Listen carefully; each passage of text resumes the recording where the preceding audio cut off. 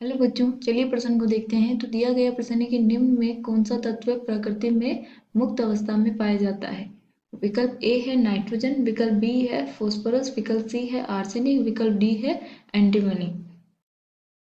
तो हमें बताना है कि इनमें से कौन सा तत्व प्रकृति में मुक्त अवस्था में पाया जाता है।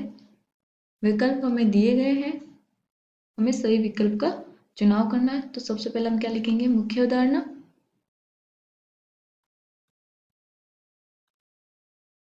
मुख्य अवधारणा, तो वो क्या हो जाएगा, 15वें वर्ग के तत्व।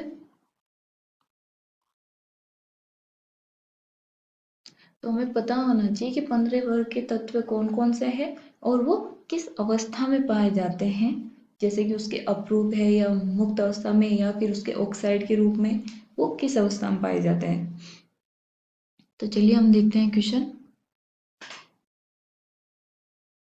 15वें वर्ग के तत्वों में से जो नाइट्रोजन है वो मुक्त अवस्था में पाया जाता है, क्योंकि हमें पता है कि वायुमंडल में नाइट्रोजन क्या है, 78% उपस्थित है।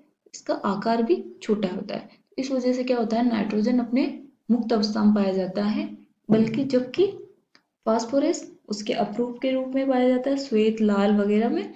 और आर्सेनिक है, वो भी मुक्त अवस्था में नहीं पाया जाता है, वो भी उसके किसी यौगिक ऑक्साइड वगैरह के रूप में पाया जाता है। और एंटीमनी भी मुक्त अवस्था में नहीं पाया जाता है। तो चलिए लिख लेते हैं इसको। 15वें वर्ग के तत्व में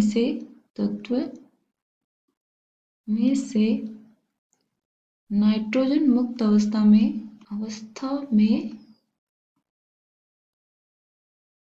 पाया जाता है, क्योंकि हमें पता है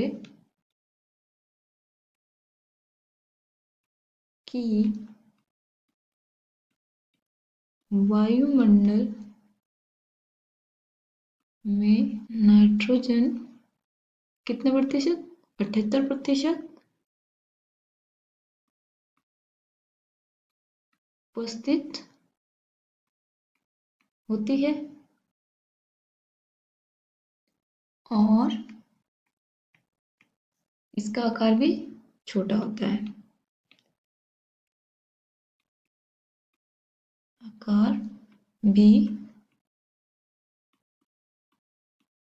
छोटा होता है। और जो हमारी फास्फोरस होता है वो किसके रूप में, अपर रूप के रूप में पाई जाती है। आर्सेनिक भी इसके यौगिकों के रूप में। और एंटीमनी भी मुक्त अवस्था में नहीं पाई जाती है। तो इसका मतलब जो हमारा सही विकल्प होगा वो कौन सा होगा, ए नाइट्रोजन। आशा करती हूँ आपको समझ में आया होगा। धन्यवाद।